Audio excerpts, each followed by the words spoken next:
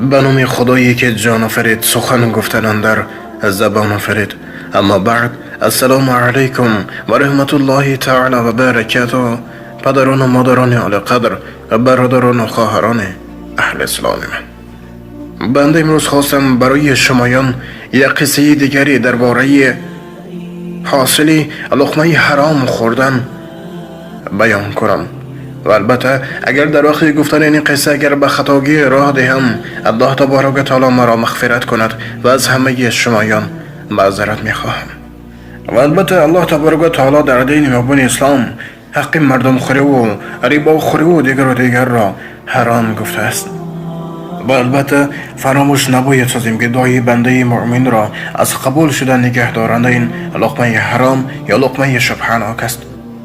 پس لازم است که انسان هم خود و هم اهل عائله‌اش را با لقمه حلال تربیت نماید، وگرنه برخلاف آن باشد خاصیت لقمه حرام در نفس وی سرایت کند. مالک دینار رضی الله عنه روزی میگریست. از وی سوال کردند که سبب گریه شما چیست؟ گفت مرا دخترکی است، در خانه او مرا گریان کرده است. گفت ای پدر، روا دارم که مرا گرسنه داری، ولیکن روا ندارم که مرا طعام حرام دهی. در زمان خلافت حضرت عمر رضی الله عنه روزی مردی فرزندان خود را گرفته به نزد ایشان آمد. از فرزندان خود شکایت نموده گفت یا امیر المؤمنین، این فرزندم به من اطاعت نمی کند، مرا بسیار می رنجاند، حتی امروز برویم ترسکی زد. من آمدم تا در گواهی شما و یارانتان فرزند خود را آق کنم. حضرت عمر رضی الله عنه به جوان گفتند ای پسر، چرا در حق پدر خود چنین بیادبی کردی؟ مگر خبر نداری که خدمت پدر نزد شریعت اسلامی از وظیفه های بزرگ فرزند است؟ جوان به حضرت عمر رضی الله عنه نگاه کرد و گفت البته فرزند نسبت پدر حقای زیاد دارد، اما شما مرحمت کرده بگویید که پدر هم بر فرزند حق دارد. حضرت عمر رضی الله عنه گفتند قبل از همه پدر بر فرزند سه حق دارد. اول، فرزند خود را از کسب حلال خوراند و پوشاند. دوم، نام نیک گذارد. سوم، علم شریعت را آموزاند. جوان در جواب گفت یا امیر المؤمنین، از این سه حقی که شما حاضر بیان نمودید، پدرم حالا یگانش را هم به جا آورده است. اول اینکه مادر مرا بی نکاح به 400 درهم خریده است، کسب او باشد دزدی و قماربازی و مینوشی.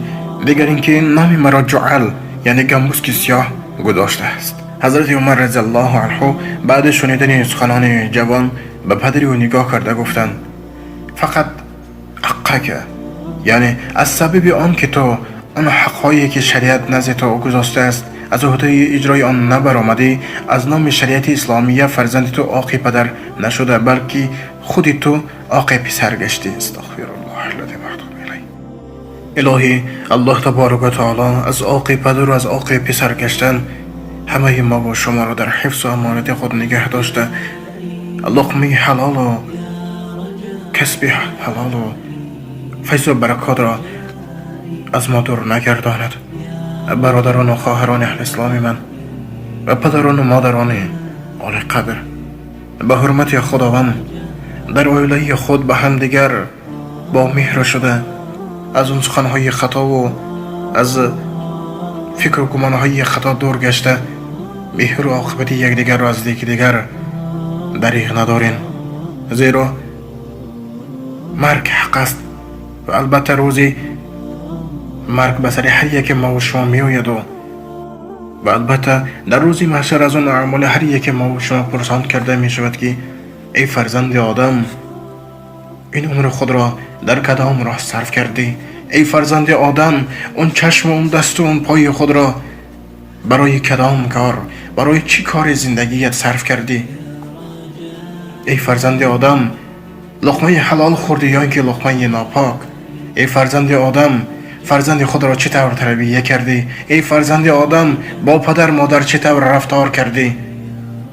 چون این سوال هر یک ما و شما را انتظار است.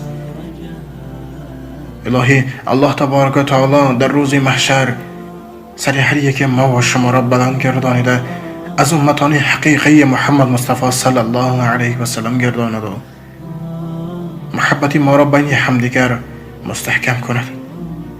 ربنا لا تزغ قلوبنا بعد إذ هديتنا وهب لنا من لدنك رحمة إنك أنت الوهاب. والآخر دعوانا الحمد لله رب العالمین. السلام علیکم و رحمت الله تعالی و برکاته.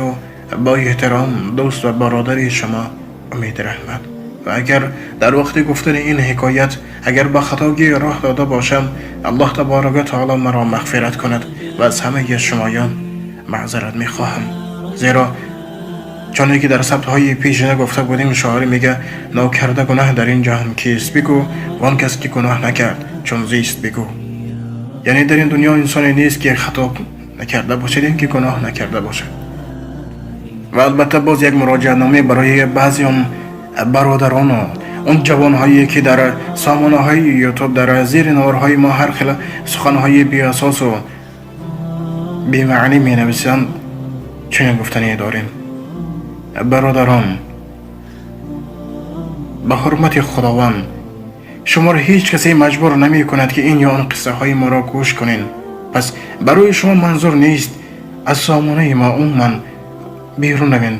هیچ کس شما را مجبور نمی کند و مجبور کرده نمی تواند که این یا آن سبت های ما را گوش کنین و عصب های خود را ویران یا اینکه عصب های ما را نسبان سخنهایی که بی ادبانه و بی اساس می نویسین ویران کنین.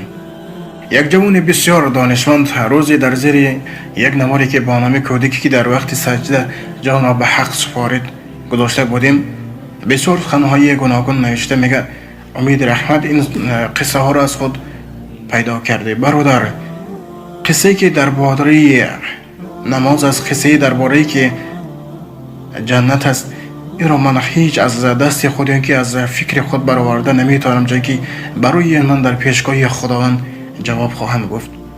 قصه که درباره پیامبر است، قصه که درباره جنت و حدیث های پیامبر است، البته از کتاب یا اینکه از اون نوشته جادهایی که اساسناکند دریافت کرده برای برادران و خواهران پیشکش می‌نمایم تا که این یا آن خطاگی خود را اصلاح کنند.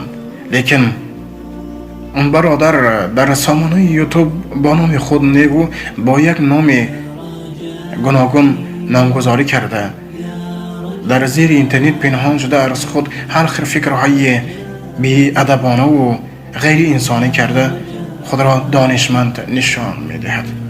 پروردگار هر یک ما و شما را از کبر کردن، از ایذا دادن یک بنده مؤمن و از دیگر و دیگر در حفظ امانت خود نگه دارد.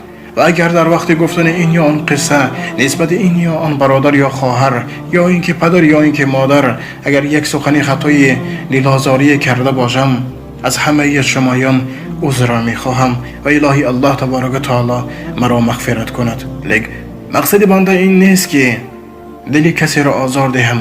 مقصد بنده این است که عائله هر یک ما و شما مستحکم باشد. و الحمدلله رب العالمین که تا این روز چندین برادران از چندین منازل های گوناگون جمهوری روسیه به ما زنگ های تلفنی و سیمس های اینترنتی کرده، میگویند که برادر این یا آن ثبت شما را گوش کرده، این یا آن برادر یا خواهری ما از کار خطا برگشت. الحمدلله پروردگار ما را از راه خطا نگه داره و اول خواننده را و بعدا شنوندگان را از راه خطا و از کار خطا در حفظ امانت خود نگه داشته. اون جوانهای و اون دانشمندانی که در زیر اینترنت نشسته با هر خیل نامها خودشان علمدار نشان میدهند، برای راست اهدنا الصراط المستقیم هدایت کند. بار دیگر میگویم برادران، شاعر میگه ناکرده گناه در این جهان کیست بگو، وان کس که گناه نکرد چون زیست بگو. الله تبارک و تعالی هر یک ما و شما را بر راه راست هدایت گرداند. آمین یا رب العالمین.